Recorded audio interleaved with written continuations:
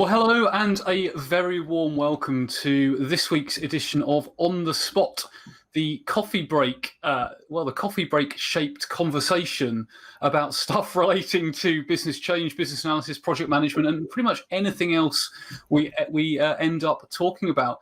And I'm really pleased to be joined today from Toronto by good friend and colleague Vince Mirabelli. So, Vince, how are you doing today?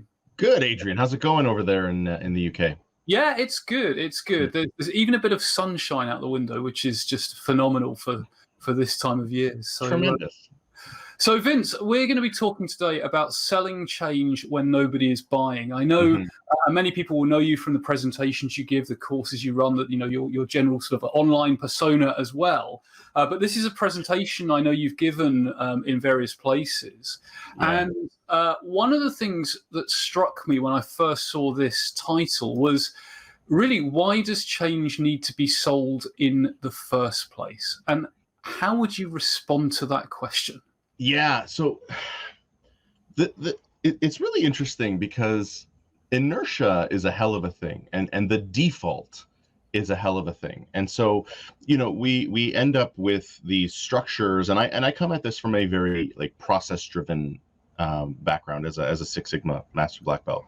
Yeah, and it's it's almost like that's the way we do it because that's the way we do it, and you need to sometimes sell the idea of improvement because it's hard to move people from that default. It's hard to get them to see the need for innovation, the need for improvement, the need to change. So you need to be in this constant sell mode of impressing upon people the need to change, and that requires a lot of selling. Yeah, and it's kind of interesting because just before we went live, Vince, we were talking about sales, and we were sort of making references to movies and expressions like ABC, always be closing, and how sales often it instills an image of the stereotypical used car salesperson. Now, of course, not all salespeople are like that, and not even all used car salespeople are like that. But that's the image it instills. So, but it's not like that. Everyone's selling all of the time. We're persuading, and so it's kind of interesting. So, what would you say with that in mind, Vince? What type of techniques can be used to sell change? Yeah, so I mean, I in the talk that I do of the same name, I talk about these different paths, and there's the path of selling through logic, which seems the most rational choice, the most based on economic theory, what's the most rational choice. There's the path of finance and what makes sense from an ROI. There's the path of emotion, and so there's all these different paths, and the truth is you actually need all of them. You can't just sell based on the emotional connection to the pain or to the problem. You need to be able to tell a story that captures all of these different things, and so to that vein, storytelling is probably one of the best ways of selling change, because it really it puts the person that you're trying to sell to, and again, we're using sell in that more of a persuade.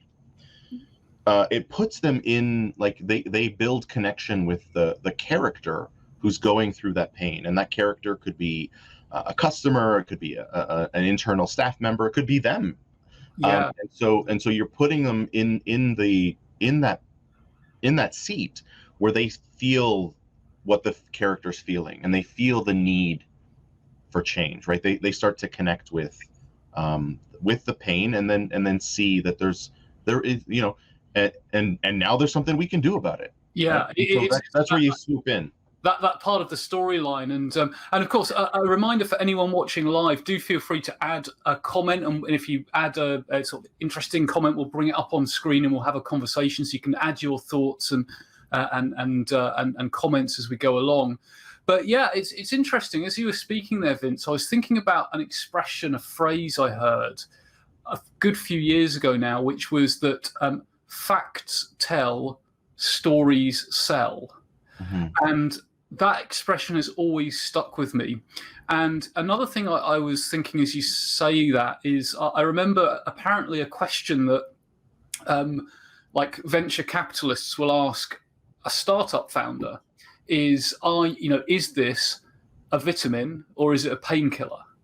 And the answer they really want is a painkiller, because people will pay, like a bigger percentage of people will pay to get rid of pain. Only a certain percentage of the market will pay for vitamins. So on that note, do you think that storytelling has to connect with some problem, some pain? Because we often talk about selling the benefits, but actually, do we have to like almost create the story of the big scary dragon that we need to run away from? Yeah. I mean, and I've heard similar things, and it's like everyone, the things that the products that sell the best, the things that almost don't need selling, address an urgent pain or some like desired future. Like you don't need to sell those things, right?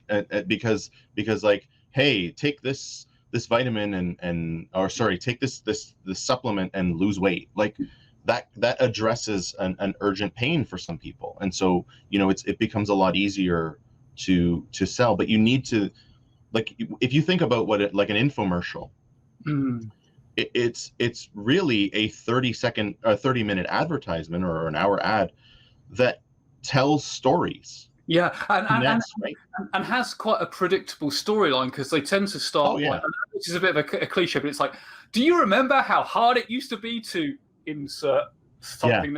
Wow, do I? And then it's almost like problem, pain, solution, buy now, and you won't just get one, not two, and and then actually layering more benefits on. So maybe we should like business cases like that, like just pay separate shipping and handling, right? Like live operators calling, were standing by.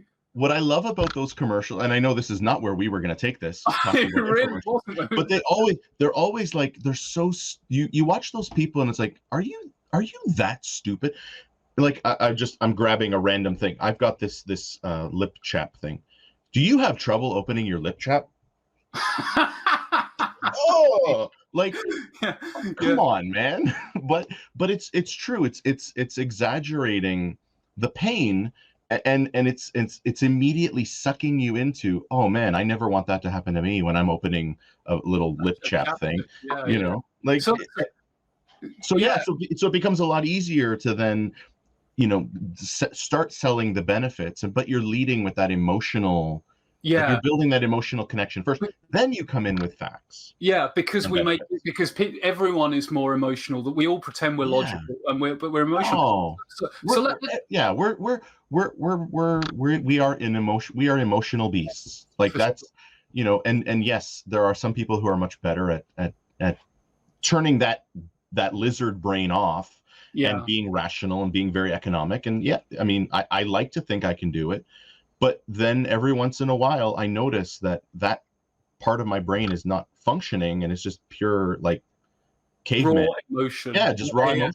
So let's take a look. Some really awesome comments have come in. So Emma says it's good to use personas in this situation, which I think is absolutely true. I think, and particularly when personas are built on insight and data, so they're actually representing a real group. And and this comment I love from Walter, that storytelling, again, this is a skill we should develop as a BA. I mean, absolutely. Yeah, and I mean, to Emma's point, I love that. Like, using like leveraging like ethnographic research to understand who your customers really are, who your persona really is, because then you're not telling the story of a customer or a customer segment.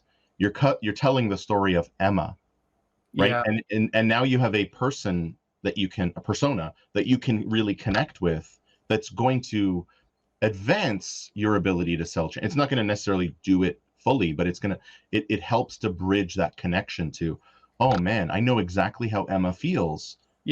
we need to do something about this. Which brings on to Enrica's point of make them feel that they are part of the change. And this is something that I truly believe in. Is we talk about engagement, but actually we need to get beyond engagement into participation. Actually, which is a whole different conversation. But just a couple of comments to weave in. We have an anonymous comment. Which is, I don't know how that happens, but it's great. Whoever you are, we value you. We really value you. As analysts, are we hiding behind the facts and figures? Can storytelling ever be neutral? Which leads on to a really insightful comment, as always, from our good friend Fabrizio, who says, "Isn't there an ethical issue about selling uncertain benefits?"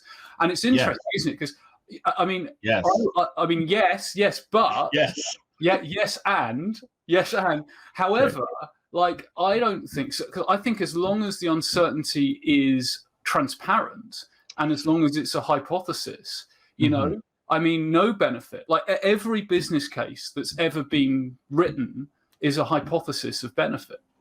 Yeah, you know what? Yes, in that, from that perspective, yes, I agree with you. They're projections, right? It is a hypothesis. It's something you believe to be true, but may not end up being true. I think. If you are intentionally, just to address Fabrizio's comment there, if you're intentionally selling benefits with malice, like that, you know not to be true. So I think we're going back to intent. Yes. If you know them not to be true, yes, I think there's an ethical issue there. I think if you're approaching it like a business analyst would, and you're building a business case, and you're saying, well, in the first year we expect to have a usage of 20%, which is going to result in savings of X. Like, yeah, you might be wrong, but you're not. It's with good intent. I think that's an important part. It's not deceptive. It's not deceptive. Yeah, exactly. And so there is that level of I think you used the term transparency. It is transparent, and so yes, you are projecting that, and that's why when we build business cases, at least when I do them, there are assumptions around those benefits and how you're going to achieve them, and are they even realistic? Absolutely. So in 30 seconds or less, Vince, what would your biggest tip or takeaway be around this whole tricky subject? Yeah. So I mean, selling change, and this is what we do. We are agents of change. We that's what we do. It is always worthwhile, but my biggest tip, and this might surprise some people, is like become really, really clear on the need for change, and whether you actually truly support it, or are you just going through the motions. Because whenever you are selling change, you will come up against resistance, and it's at that first sign of resistance, it's really easy, if you don't believe, to just walk away. And sometimes the right thing to do is walk away, but it becomes really easy to walk away from the change. So get really, really clear on why you're doing it.